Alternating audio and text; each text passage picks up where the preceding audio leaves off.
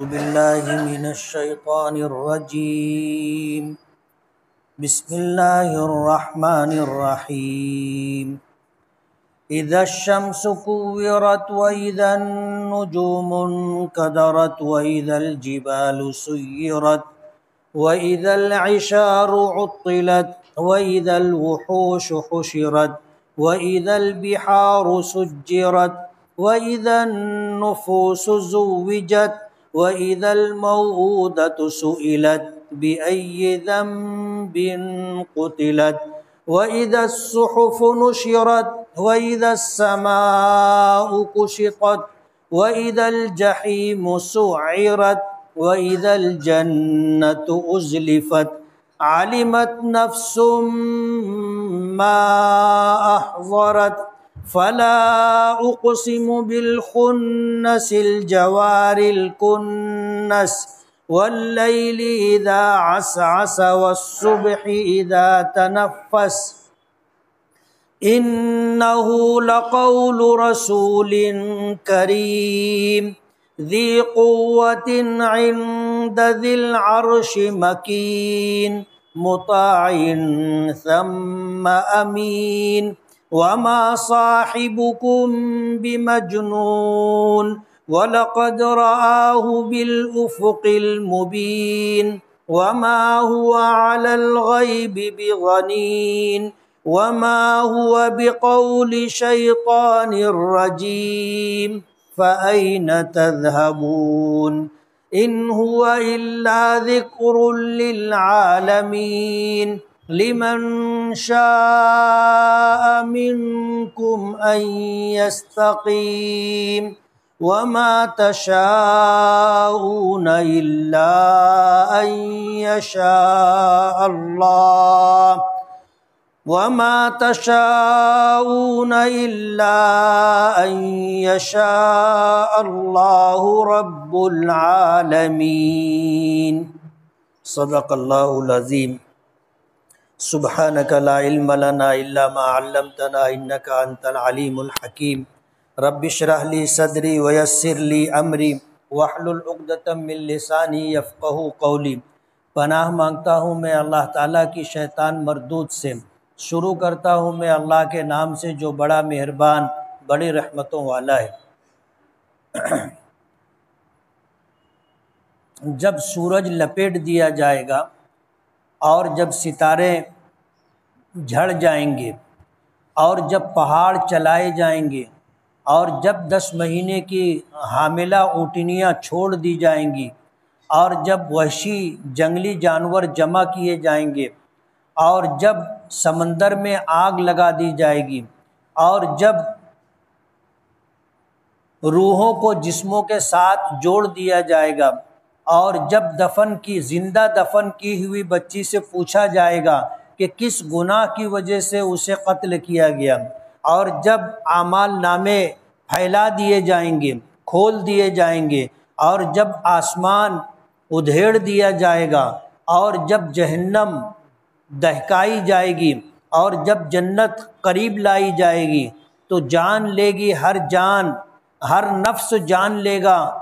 کہ وہ کیا اعمال لے کر کے آیا ہے. پس قسم ہے پیچھے ہٹ جانے والے چلنے پھرنے والے اور چھپ جانے والے ستاروں کی اور رات کی جب کہ وہ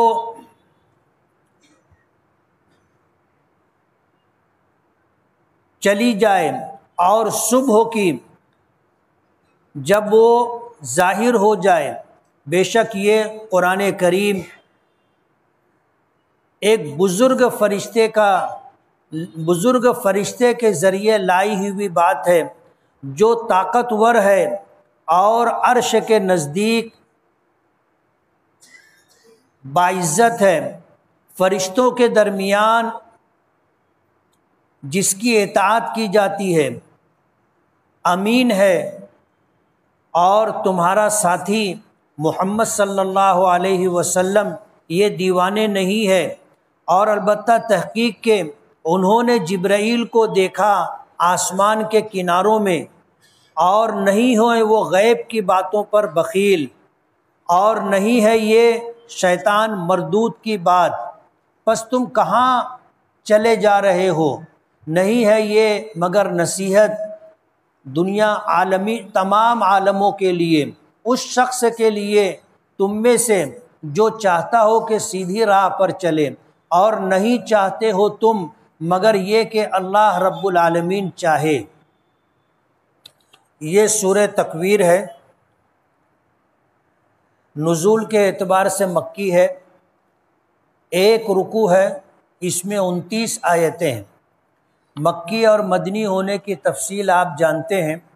کہ جن آیتوں یا سورتوں کا نزول ہجرت سے پہلے ہوا وہ مکی کہلاتی ہیں، اور جن آیتوں اور سورتوں کا نزول نبی کریم صلی اللہ علیہ وسلم کی ہجرت کے بعد ہے وہ مدنی کہلاتی ہیں۔ ابتدا کی یہ 12 آیتیں جن میں 6 آیتوں کا تعلق دنیا سے ہے اور 6 آیتوں کا تعلق آخرت سے۔ پہلی آیت جب سورج لپیٹ دیا جائے گا یعنی بے نور ہو جائے گا۔ آج پوری دنیا کو روشنی ملتی ہے تو سورج کی وجہ سے۔ ایک چھوٹے سے مکان کو اگر روشن کرنا ہوتا ہے، تاریکی دور کرنی ہوتی ہے تو ہمیں کتنے جتن کرنے پڑتے، کتنی توانائی صرف کرنی پڑتی ہے، کتنے لائٹ لگائے جاتے ہیں تب جا کر کے ایک کمرہ روشن ہوتا ہے۔ اللہ تعالیٰ نے سورج کو ایسا بنایا جو پوری کائنات کو روشن کرتا ہے، مگر ایک وقت آئے گا جسے قیامت کہتے ہیں، اللہ تعالیٰ اسے بے نور کر دیں گے۔ کور یکور تکویر کے معنی آتے ہیں لپیٹ دیے جانے کے، اور مراد اس سے ہے کہ جب سورج بے نور کر دیا جائے گا، اور جب ستارے ان قدرت مدھم ہو جائیں گے یا جھڑ جائیں گے، یہ بھی بے نور ہو جائیں گے، اور جب پہاڑ چلائے جائیں گے، قیامت کے دن یہ پہاڑ چلائے جائیں گے اس طرح کہ انہیں زمین سے اکھاڑ دیا جائے گا، اور آگے ایک صورت میں آ رہا ہے کہ یہ پہاڑ روئی کے گالوں کی طرح اڑے گے، اور جب 10 مہینے کی گابھن اونٹنی چھوڑ دی جائے گی، عربوں کے نزدیک گابھن اونٹنی جو جننے کے قریب ہو جائے وہ قیمتی مال سمجھی جاتی، اس کا بہت خیال رکھا جاتا ہے، لیکن قیامت کی ہولناکی اتنی ہوگی کہ لوگ اس سے بھی بے پرواہ ہو جائیں گے، ہر ایک کو اپنی پڑی ہوگی۔ وَإِذَا الْوُحُوشُ حُشِرَتْ، اور جب جنگلی جانور جمع کیے جائیں گے، سارے وحشی جانور اکٹھے ہو جائیں گے۔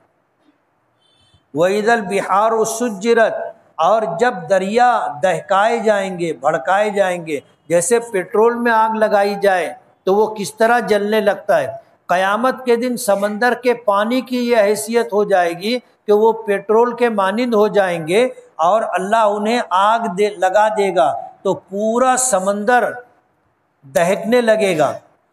اور جب روحوں کو جسموں کے ساتھ جوڑ دیا جائے گا، یہاں جب آدمی مرتا ہے تو روح اس کے جسم سے الگ ہو جاتی ہے، دونوں میں جدائیگی اور علیحدگی ہو جاتی ہے۔ جب قیامت آئے گی تو پھر دونوں کو اکٹھا کر دیا جائے گا، اور آج جس طرح ہمارا جسم اور روح ایک ہے اور ہم زندہ ہیں، قیامت کے دن اللہ پاک ہمیں دوبارہ زندہ کرے گا، اس طرح کے روح اور جسم ملا دیے جائیں گے۔ اور جب زندہ دفن کی ہوئی بچیوں سے پوچھا جائے گا کہ تمہیں کس گناہ کی پاداش میں دفن کر دیا گیا تھا، قتل کر دیا گیا تھا، پوچھا جائے گا۔ مفسرین نے لکھا ہے کہ ظاہر بات ہے اس بچی کو کیا پتہ اور اس کا کیا قصور، لیکن اس سے پوچھا جائے گا، اور یہ قاتل یعنی جن لوگوں نے ان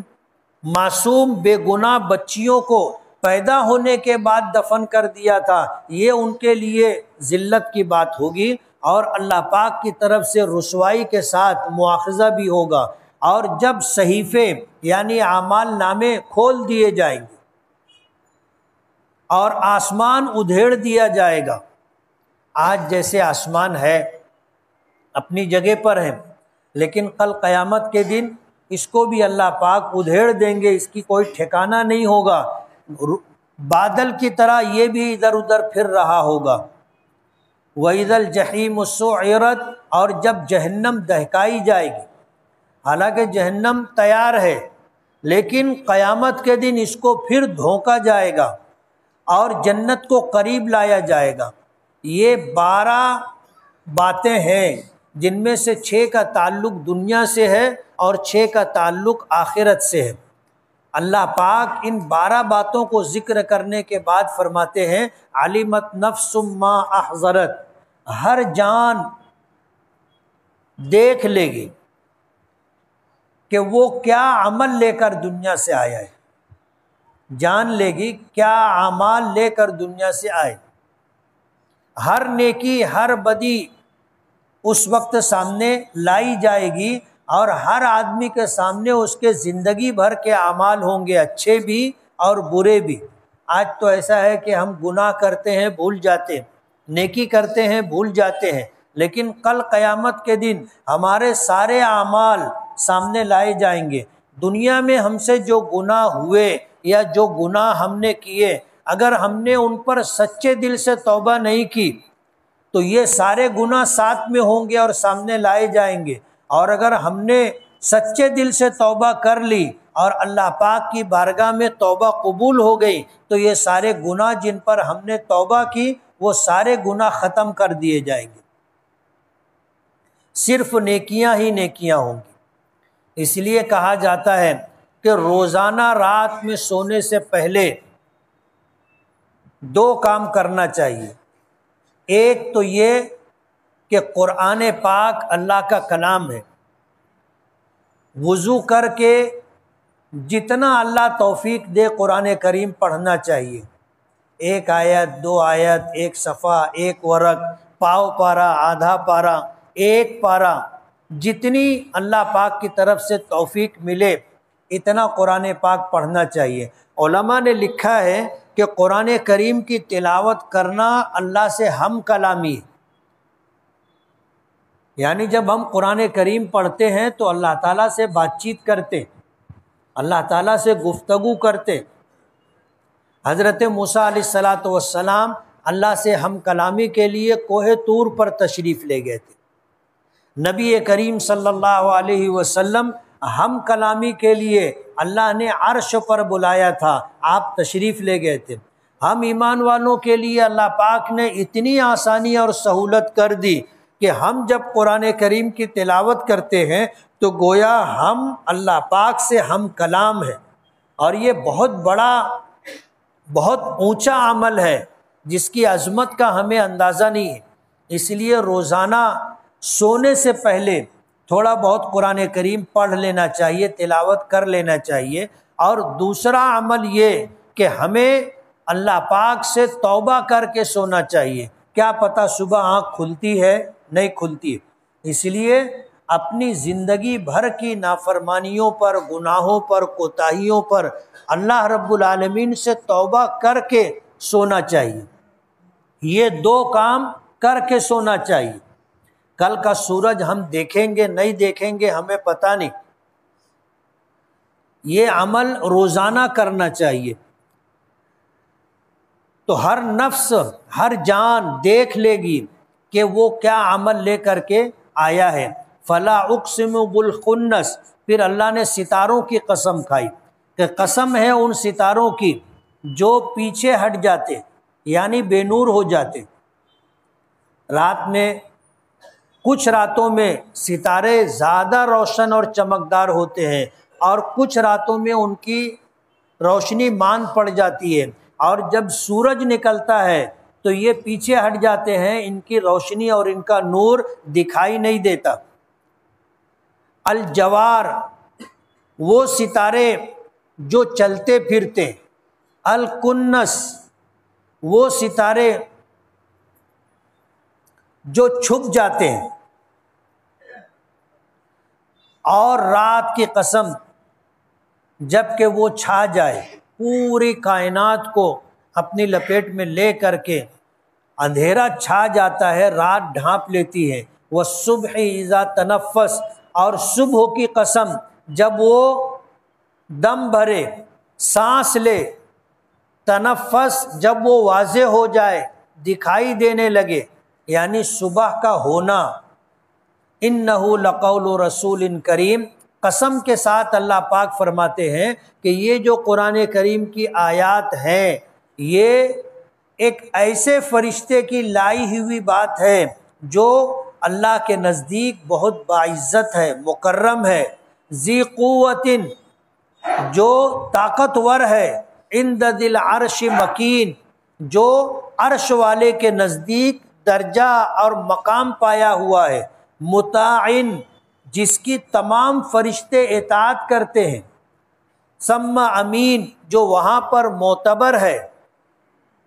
وما صاحبکم بمجنون، ان قسموں کے ساتھ اللہ پاک یہ بھی فرما رہے ہیں کہ تمہارا یہ ساتھی یعنی محمد صلی اللہ علیہ وسلم یہ دیوانے اور پاگل نہیں ہے۔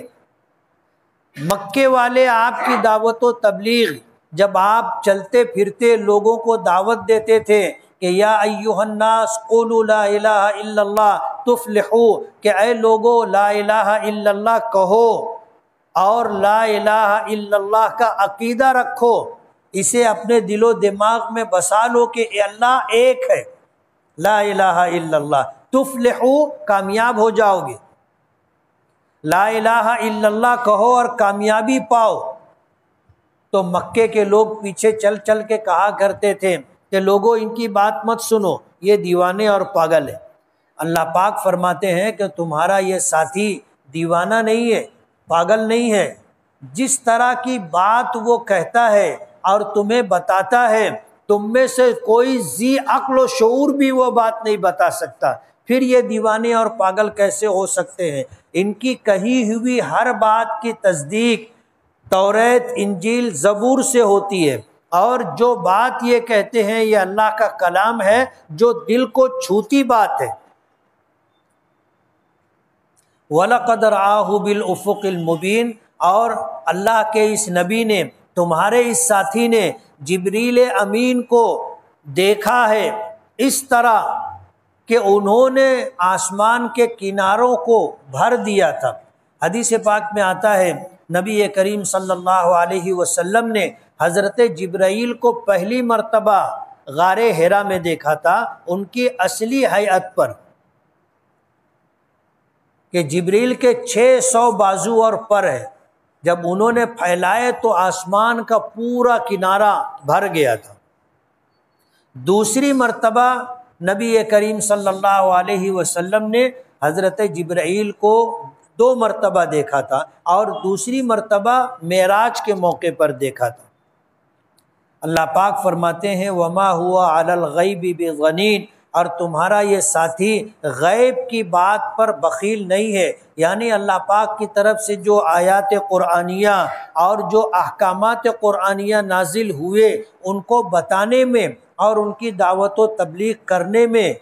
بخیل نہیں ہے، ہر بات مکمل پوری من و عن لوگوں تک پہنچاتے ہیں۔ وما ہوا بقول شیطان الرجیم، اور یہ قرآن کریم شیطان مردود کی بات نہیں ہے،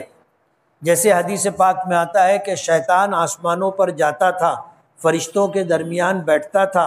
اور ان کی باتیں سنتا تھا، اور آ کر کے کاہنوں اور جادوگروں کے کان میں پھونک دیا کرتا تھا، پھر وہ ایک سچی بات کے ساتھ 100 جھوٹ ملا کر کے اسے چلاتے تھے، اور وہ ایک سچی بات جب لوگوں کے درمیان وقوع پذیر ہوتی تھی، سامنے آتی تھی، تو لوگ اس ایک سچی بات کے ساتھ ساری 100 جھوٹی باتیں بھی مان لیا کرتے تھے۔ تو نبی کریم صلی اللہ علیہ وسلم کی جب بعثت ہوئی تو شیطانوں کا آسمانوں پر آنا جانا بند ہو گیا۔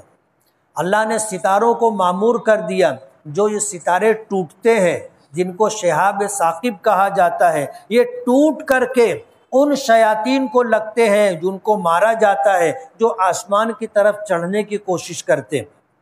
اور ایسے شیاطین جن کو ستاروں سے مارا جاتا ہے وہ ستاروں کی وجہ سے جل جاتے ہیں، زخمی ہو جاتے ہیں، اور اس حالت میں زمین پر گر پڑتے ہیں،